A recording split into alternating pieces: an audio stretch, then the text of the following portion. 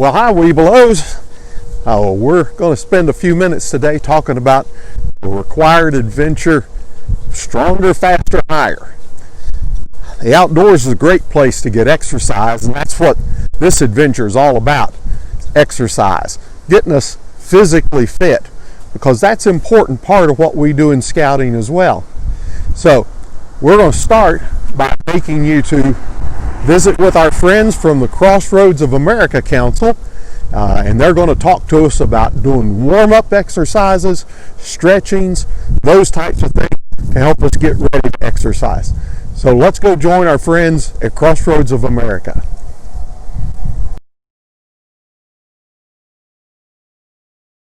Hello, I am here to talk to you today about fitness and health.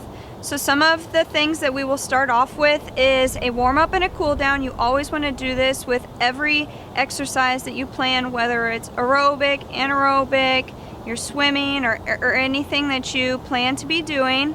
For the warm-up, you want to make sure that you are moving and stretching, so doing dynamic stretches. So a couple lunges and leaning over and rolling out your shoulders. On either side, doing a couple squats, and then also if you can take a light weight or anything that you have in your house or at the gym, usually like a 2-pound weight or a 5-pound weight, and make sure you do a couple curls and a couple overhead pushes and different movements with your arms. You want to warm up the whole body. Sometimes a light walk or jog can also suffice to get you warmed up. It's really important to warm up because you want to make sure that you're getting your heart rate up, and with your cool down you want to make sure that you're getting that heart rate back down to a resting heart rate. So this is the time where you're going to hold those longer stretches, so you can go back into a lunge and just hold it longer. You could also do a fold over bend, a light walk just to cool down. You want to, when you're warming up and cooling down, you kind of want the exercise to mirror what you're planning to do. So warming up the muscles and cooling down the muscles that you will and have used during the exercise.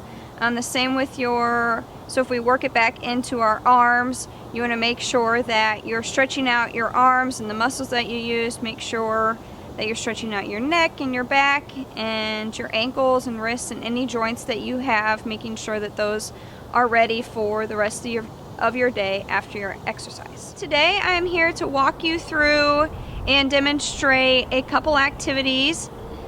So we're going to start with a 20-yard dash. So how you would measure that is you can either go to a local football field, in a park. You can also just measure foot to toe. The 20-yard dash is 60 feet. So if you do that heel to toe, you just walk it out until you get that. Make sure you mark either side, and then if you want to measure it in time so you can record it, you would take a watch or a clock or anything and measure those seconds. It's probably best to have someone looking at that for you, so have someone near so that they can help you with the next couple requirements and how to walk through those. Our next activity is a vertical jump. So how you would measure that is you've probably seen like a ruler or measuring tape along a wall. Usually that's the best way to measure it. So what you would do is you would stand on your 2 feet. There's no running before or anything, and then you would just jump up as high as you can vertically, and that shows how far your vertical jump is. And that's also best to have someone with you to mark where that end of the jump is. Our next activity is lifting a 5-pound weight or any weight that suits your body. It's also best to have someone near you during this activity. What you need to do is bend down towards the weight, and then you will grab your weight with your full hand. Sometimes if you need both hands, that helps. You want to put all that weight into your legs, and don't put any of the weight into your back. Just keep your core and your back tight, and then get the weight up to a standing position. Only do what your body is suited for. Don't over pull a weight. You also want it to not be too light. You want to make sure that you're actually getting an exercise from it. Our next activity is a push-up. So with a push-up, you want to make sure that your hands are suited right outside your shoulders. So you want to have those right on the ground in front of you. and then your feet can be separated or together in a, like if you were a board plank. So you want to be in that long line, and you want to keep your core tight and your back tight, and engage your quadriceps and glutes and every part of your legs. And then through the push-up, you want to go all the way down to 90 degrees with your elbows, and then that will be your final position, and you'll push back up, and that is one push-up. Our next activity is a curl. So with a curl, you want to have the weight right by your side. You can have them in both hands, or sometimes if you're doing alternating, it's best to have one in either hand. You can also just hold it in one.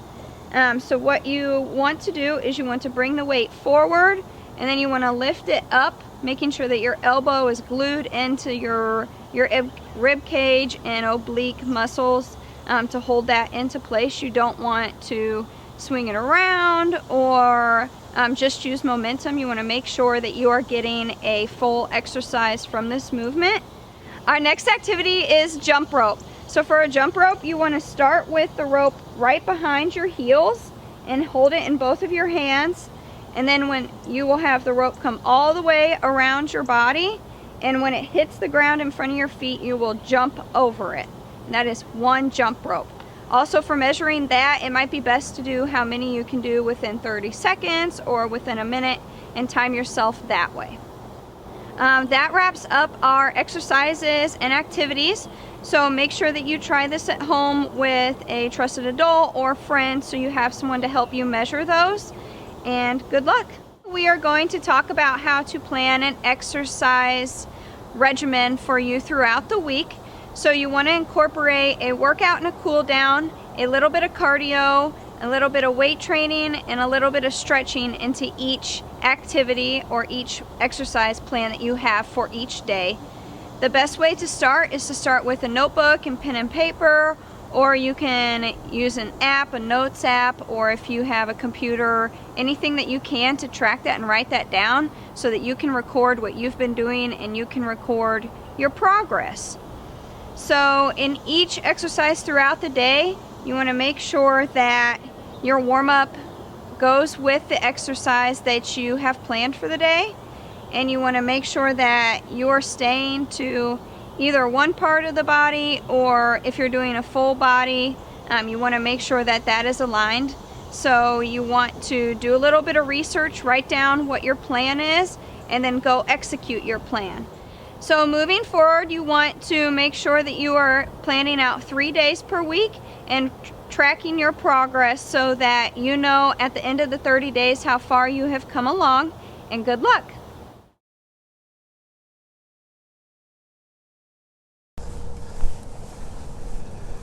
Hey, Webelos.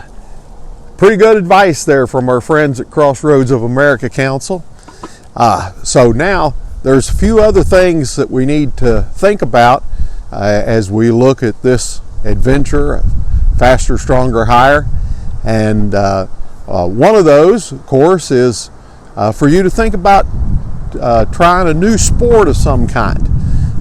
There's a lot of sports that are out there, not just the traditional baseball, football, basketball thing, but you could do some roller skating.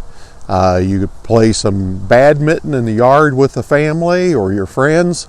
A whole host of things that you might try to get involved with that'll give you an opportunity to exercise your body while you're having some fun.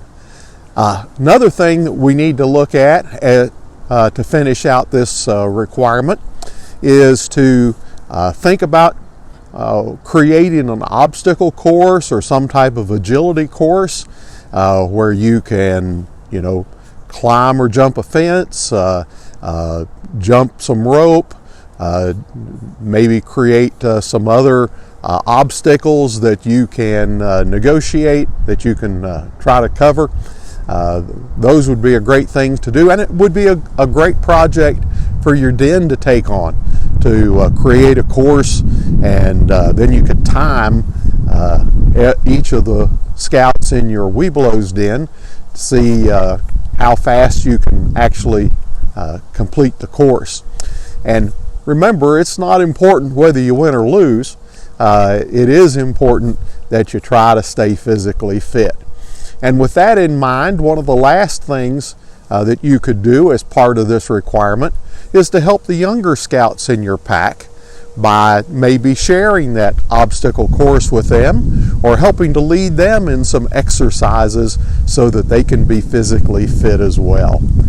All right, well, that's going to about wrap up things for this Webelos adventure of stronger, faster, higher. And so we'll see you next time. And until we do, remember, it's great to be alive and scouting.